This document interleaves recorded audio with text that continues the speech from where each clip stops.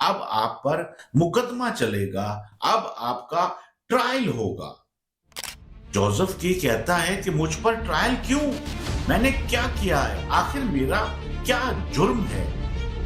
میں نے کوئی ڈاکہ نہیں ڈالا، میں نے کوئی چوری نہیں کی، میں نے کسی کا مرڈر نہیں کیا، تو مجھ پر یہ مقدمہ آخر کیوں چلایا گیا؟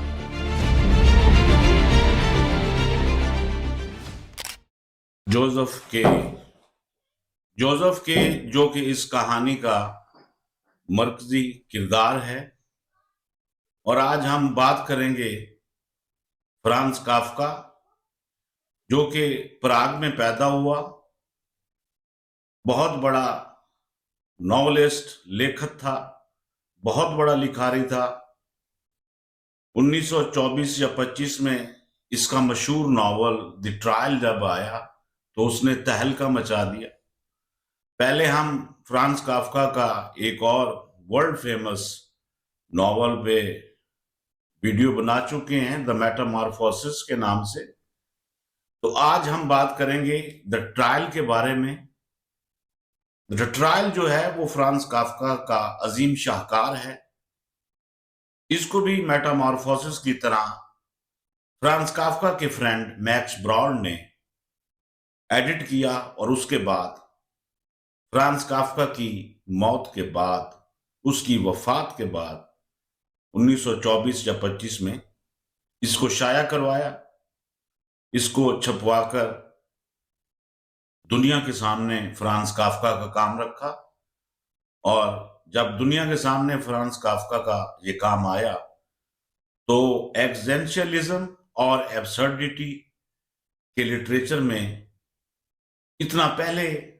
بھرپور اضافہ نہیں ہوا تھا جو فرانز کافکا کے کام سے،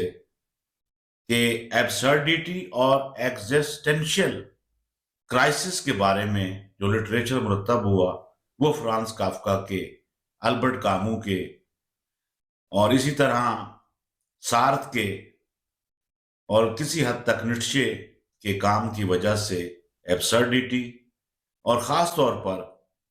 ایگزسٹنشل کرائسس جو ہے، فلسفہ وجودیت کا جو بہت بڑا تھیم ہے، وہ سامنے آیا۔ تو آج ہم بات کر رہے تھے جوزف کے دی ٹرائل کا مخصوص کردار ہے۔ جوزف کے ایک 30 سالہ بینکر ہے، کامیاب بینکر کی طرح زندگی گزار رہا ہے، صبح آفس جاتا ہے، بھرپور کام کرتا ہے، پورے دفتر میں اس کا نام ہے، اور وہ دفتر میں اتنی ایفیشنسی سے کام کرتا ہے کہ اس کے جو دفتر کے لوگ ہیں، اس کے کولیگز جو ہیں، وہ اس کے کام سے خفا ہونے لگتے ہیں، ان کو حسد آتی ہے کہ یہ اتنا ایفیشنٹ کیوں ہے اور اس طرح کام کرتا ہے۔ جوزف کے 30 سال کا ہوا، اس کی 30th برتھ ڈے تھی، تو اس دن جب وہ بیدار ہوا، اپنے بیڈ روم سے باہر آیا تو ڈرائنگ روم میں دو انویسٹیگیٹنگ ایجنسی کے 2 ایجنٹ بیٹھے جو آپس میں کچھ اس قسم کی گفتگو کر رہے تھے، جس سے جوزف کو معلوم ہوا کہ یہ کسی مرڈر کی بات کر رہے ہیں، اور خاص طور پر اب مرڈر کا جو مرڈر کرنے والا ہے، مرڈرر جو ہے، اس کا پتہ نہیں چل رہا، اور اس کے بارے میں یہ انویسٹیگیٹ کر رہے ہیں، اسے ڈھونڈ رہے ہیں۔ جوزف کے آ کے انویسٹیگیٹنگ افیسرز کے پاس بیٹھ جاتا ہے ڈرائنگ روم میں، اور انویسٹیگیٹنگ افیسرز اسے فوراً وہاں سے اٹھا کر ایک ساتھ والے کمرے میں لے جاتے ہیں۔ کمرے میں وہ جوزف کے سے اس قسم کے سوال کرتے ہیں، یہ نہیں بتاتے کہ آپ کا جرم کیا ہے یا آپ پر کس بات کا شبہ ہے، اور ہم یہ آپ سے کویسچن کر رہے ہیں، مختلف قسم کے انویسٹیگیٹ کرنے کی کوشش کر رہے ہیں، لیکن جوزف کے کو کچھ سمجھ نہیں آ رہا کہ آخر اس نے کیا جرم کیا ہے، آخر اس نے کیا پاپ کیا ہے۔ کوئی ایسا اس نے اوفینس نہیں کیا تھا، کوئی ایسا اس نے مرڈر نہیں کیا تھا، کوئی ڈاکہ نہیں ڈالا تھا، کہیں چوری نہیں کی تھی، حتیٰ کہ کسی کے ساتھ اس نے تو بدتمیزی بھی نہیں کی تھی، لیکن اس کے باوجود وہ اس سے انویسٹیگیٹنگ آفیسر جو ہے وہ مسلسل سوال پوچھ رہے ہیں، اور فرانز جو تھا جوزف کے وہ پریشان ہو جاتا ہے۔ اس کے بعد وہ سارا دن انویسٹیگیشن میں ہی گزار دیتے ہیں، اور شام کو وہ چلے جاتے ہیں، لیکن جوزف کے کو کہتے ہیں خبردار، ہم نے آپ کو رہا تو کر دیا ہے، چھوڑ تو دیا ہے، لیکن یہ ٹیمپریری ریلیز ہے، اب آپ پر مقدمہ چلے گا، اب آپ کا ٹرائل ہوگا۔ جوزف کی کہتا ہے کہ مجھ پر ٹرائل کیوں؟ میں نے کیا کیا ہے؟ آخر میرا کیا جرم ہے؟ میں نے کوئی ڈاکہ نہیں ڈالا، میں نے کوئی چوری نہیں کی، میں نے کسی کا مرڈر نہیں کیا، تو مجھ پر یہ مقدمہ آخر کیوں چلایا جا رہا ہے؟ انویسٹیگیٹنگ آفیسر یہ کہہ کر چلے جاتے ہیں، اور جوزف کے کسی بات کا کوئی دھیان نہیں کرتے۔ جوزف کے اگلے دن آفس میں جاتا ہے، اس کا آفس کے کام میں دل نہیں لگتا، آج وہ کوئی بھرپور طریقے سے کام نہیں کر رہا، بلکہ آج تو معمول کے مطابق بھی دفتر میں اس سے کوئی کام نہیں ہو رہا۔ ہر وقت ذہن میں یہ ٹینشن چل رہی ہے کہ انویسٹیگیٹنگ آفیسرز دو میرے پاس کیوں آئے تھے، اور آخر میں نے کون سا ایسا جرم کیا ہے کہ جو مجھے کہہ کر گئے ہیں کہ اب تم پر مقدمہ چلے گا، تمہارا ٹرائل ہوگا۔ تو یہ ٹرائل کس لیے ہوگا؟ میں نے تو کچھ نہیں کیا۔ اسی کشمکش میں وہ سارا دن گزار دیتا ہے، اور اس سے دفتر میں کوئی کام نہیں ہو پاتا۔ اب اس کے کولیگز بھی اسے دیکھ کر پریشان ہونے لگے کہ آخر جوزف کے کو کیا ہو گیا ہے کہ یہ بالکل کام نہیں کر رہا، اور اس کا دفتر کے بینک کے کام میں اب من ہی نہیں لگتا، اور اندر ہی اندر اپنے آپ سے باتیں کرتا رہتا ہے اور سوچتا رہتا ہے آخر کیا ہو گیا ہے جوزف کے کو کہ وہ ہر وقت پریشان رہنے لگا ہے۔ چند دن بعد اس کو ایک نوٹس موصول ہوتا ہے، اور اس نوٹس میں یہ لکھا ہوتا ہے کہ اب آپ کا مقدمہ شروع ہو گیا ہے، سنڈے والے دن کورٹ میں آپ کی پیشی ہے، ڈیٹ آف ہیئرنگ ہے، آپ نے آ جانا ہے۔ جوزف کے بہت پریشان تھا۔ یہ ساری سچویشن جوزف کے لیے ایبسرڈیٹی کے علاوہ کچھ نہیں تھا، کیونکہ اس بات کا کوئی سر اور پاؤں نہیں تھا، کوئی لاجیکل کام نہیں ہو رہا تھا، بلکہ ایک ایبسرڈ سچویشن تھی، کیونکہ خود جوزف کے کو معلوم نہیں تھا کہ میں نے آخر کون سا ایسا جرم کیا ہے جس کی پاداش میں مجھ پر یہ مقدمہ چلایا جا رہا ہے۔ لیکن وہ مجبور تھا، اور سنڈے والے دن وہ کورٹ میں چلا جاتا ہے۔ اس نوٹس میں ایک ابسرڈیٹی یہ بھی تھی کہ اس نوٹس میں بھی یہ نہیں لکھا ہوا تھا کہ جرم کون سا ہے، ٹرائل کون سا چل رہا ہے، اور کس عدالت میں آنا ہے۔ کوئی عدالت کا نام نہیں تھا، کوئی ایڈریس نہیں تھا۔ جوزف کے لوگوں سے پوچھتے ہوئے ایک بہت ہی بسیدہ عمارت جو غریب لوگوں کی رہائش کے بالکل قریب تھی، وہاں پر گیا، تو لوگوں سے پوچھتا ہوا جب اس بلڈنگ کے اندر داخل ہوا، تو وہ بلڈنگ بھی ساری ایبسرڈ سچویشن تھی، کیونکہ کوئی اس میں کرایہ دار رہ رہا تھا، کوئی مالک ہونے کے باوجود اسے ملکیت کے کاغذات نہیں مل رہے تھے، ایک طرف واشرز مین کی شاپس تھیں اور دوسری طرف کباڑیوں کی دکانیں تھیں۔ اور جب جوزف کے نے عدالت کورٹ کے بارے میں پوچھا تو انہوں نے کہا کہ اوپر والی سب سے اوپر والی منزل پر کورٹ لگی ہوئی ہے، اور جیسے ہی جوزف کے جلدی سے سیڑھیاں چڑھتے ہوئے جب اوپر والی بالائی منزل پر پہنچتا ہے تو ایسے لگتا ہے کہ جیسے کسی مچھلی منڈی میں آ گیا ہے۔ کورٹ کی سب سچویشن ایبسرڈ ہے،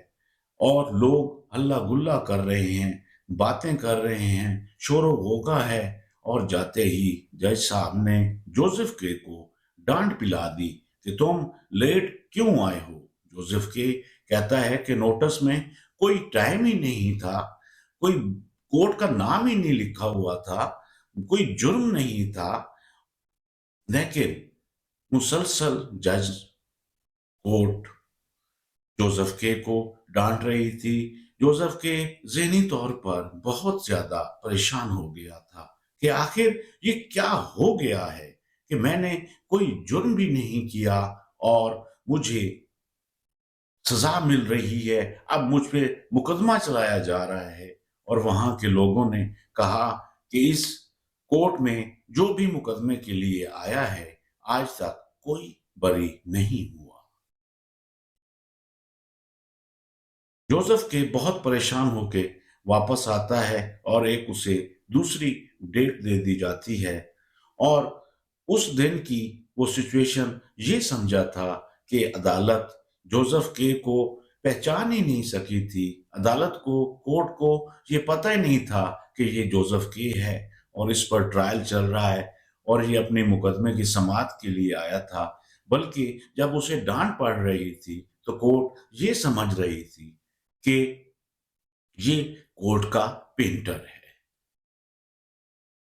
جوزف کے بہت پریشان ہے، اپنے محلے داروں سے، لوگوں سے، دوستوں سے رابطہ کرتا ہے اور پوچھتا ہے کہ اب اس مقدمے سے کس طرح نکلا جائے، اس کو کس طرح فیس کیا جائے۔ اسے اس کا ایک انکل جو گاؤں میں رہتا ہے وہ اس کے بہت قریب ہوتا ہے اور وہ اس کے ساتھ سنسیئر بھی ہوتا ہے۔ وہ انکل دوسرے دن یہ بات سن کر جوزف کے پاس آ جاتا ہے، وہ اسے مشورہ دیتا ہے کہ تم کورٹ کے پینٹر سے ملو۔ جوزف کے کورٹ کے پینٹر کے پاس چلا جاتا ہے، پینٹر اسے بتاتا ہے کہ اب تمہارے پاس اگر یہ تمہیں مقدمے کا اس عدالت کا نوٹس مل گیا ہے جس میں آج تم میرے پاس آئے ہوئے ہو، تو اب سن لو، تمہارے پاس 3 آپشنز ہیں۔ پہلی آپشن یہ ہے کہ تم بالکل ایکوٹ ہو جاؤ، اس مقدمے سے بری ہو جاؤ، تو یہ اس مقدمے میں اب ناممکن ہے،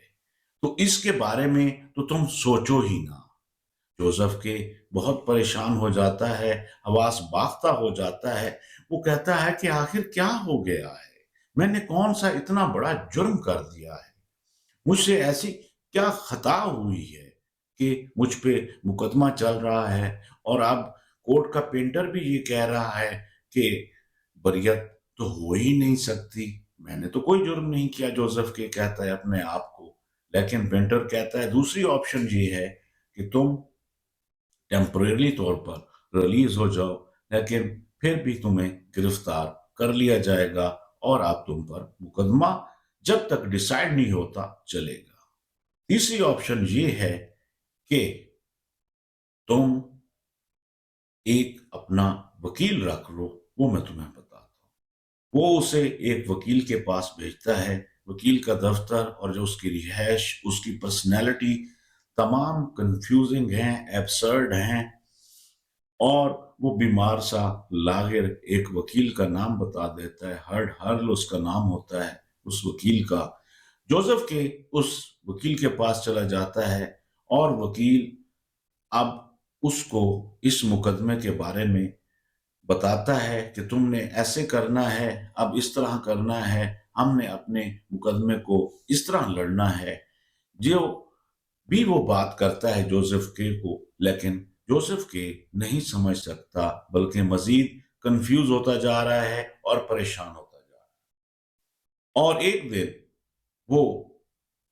جب اپنے وکیل کے پاس گیا تو اس کی ملاقات ایک ٹریڈر سے ہوئی، اور ٹریڈر نے کہا وکیل تو ابھی نہیں آیا دفتر میں بھی اس کا کلائنٹ ہوں، میرا نام فلاں ہے اور میں بہت بڑا کاروباری تھا، یہ وکیل صاحب کی مہربانی کہ انہوں نے میرا مقدمہ لڑ کر میری اس سے جان چھڑوائی ہے، یہ بھی اسی عدالت کا مقدمہ ہے اور اسی سے ملتا جلتا تھا جو تم پر چلایا جا رہا ہے۔ اب تم جس ٹرائل کو فیس کر رہے ہو، میرا بھی ایسے ہی ٹرائل ہوا تھا اور اسی وکیل نے کیا تھا اور اس نے میری جان چھڑوا دی ہے۔ البتہ میرا سارا جو ٹریڈ کا کاروبار تھا وہ سب تباہ برباد ہو گیا ہے، تاہم مقدمہ میرا اب کمپلیٹ ہو گیا۔ اتنی دیر میں وہ وکیل بھی آ جاتا ہے ہر ہر، اور وہ جوزف کے ساتھ کچھ اچھا سلوک نہیں کرتا، بلکہ وہ اب جوزف کو اپنا نوکر سمجھنے لگتا ہے اور اس کو ہر وقت بلائے رکھتا ہے اور اپنا کام بھی کرواتا رہتا ہے۔ جوزف اس ساری سچویشن سے بہت پریشان تھا، وہ کورٹ کی پروسیڈنگ سے بھی پریشان تھا، وہ انویسٹیگیٹنگ ایجنسی کے رویے سے بھی پریشان تھا، اور اب وہ وکیل کے پاس آنے کے بعد تو بالکل ہی افسردہ ہو چکا تھا، اور وہ اس کی اب جو سوچ تھی، جو فکر تھی، جو سمجھ بوجھ تھی، اب وہ بھی اسے جاتی رہی، اور وہ ایک نیم پاگل سا ہو گیا۔ ایک دن اسے بہت غصہ آیا اور اس نے کہا کہ اب میں اپنا مقدمہ خود لڑوں گا، میں وکیل نہیں رکھتا، اور وہ خود اپنا مقدمہ لڑنے عدالت پہنچ گیا۔ اور عدالت میں جب وہ پہنچا تو عدالت میں پہلے کی طرح شور و غوغا تھا، ہلا گلا تھا۔ پہلے بھی لوگ وہاں پر موجود تھے جن پر مقدمہ چلایا جا رہا تھا۔ جب جوزف کی باری آئی تو جوزف نے ایک زوردار سپیچ کی اپنے ڈیفنس میں، جو ایبسرڈ ہے اس لیے بھی ہے کہ جوزف اپنا جب ڈیفنس دے رہا ہے تو اسے پتہ ہی نہیں کہ میں نے جرم کون سا کیا ہے، مجھ پر کون سے قانون کی کون سی دفعہ کا اطلاق ہوا ہے، اور اب وہ اس کا ڈیفنس دے رہا ہے۔ اور اسی طرح کیس، مقدمہ، ٹرائل خود ابسرڈ ہے، خود پتہ نہیں، کچھ پتہ نہیں کہ جرم کس نے کیا ہے، جرم ہوا کیا ہے، اور مقدمہ آخر کیوں چل رہا ہے جوزف کا۔ اسی دن جوزف نے جب اپنی ڈیفنس میں زوردار سپیچ کی تو ایک ارجن ہوئی، اور پھر اسے ایک سنڈے کی پیشی دے دی گئی اور کیس کو نیکسٹ سنڈے کے لیے ایڈجن کر۔ جوزف واپسی پر جب سیڑھیاں اتر کر نیچے آ رہا تھا تو تیسری منزل پر اس کی ایک دھوبن سے ملاقات ہوئی۔ دھوبن نے کہا کہ آؤ میرے پاس بیٹھ جاؤ، اس کورٹ کے عملے کے ساتھ، حتیٰ کہ جج صاحب کے ساتھ بھی میرے ناجائز سمبند ہیں اور میرا بڑا تعلق ہے، میں کرپٹ پریکٹس پہ میں بھی ان کا ساتھ دیتی رہتی ہوں، اس لیے اگر تم میرے ساتھ سیکسولی ارینج ہو جاؤ تو میں تمہاری مدد کر سکتی ہوں۔ جوزف کو بہت غصہ آیا، وہ بہت پہلے سے زیادہ پریشان ہو گیا کہ میرے ساتھ آخر کیا ہو گیا ہے کہ روز مجھے کس ایسے آدمی سے ملاقات ہوتی ہے، ایک ایسے انسان سے ملاقات ہوتی ہے جو پہلے سے بھی بدتر ہے۔ آخر میں نے کون سا ایسا گناہ کیا ہے، کون سا ایسا جرم کیا ہے جس کی پاداش میں مجھ پر مقدمہ چلایا جا رہا ہے۔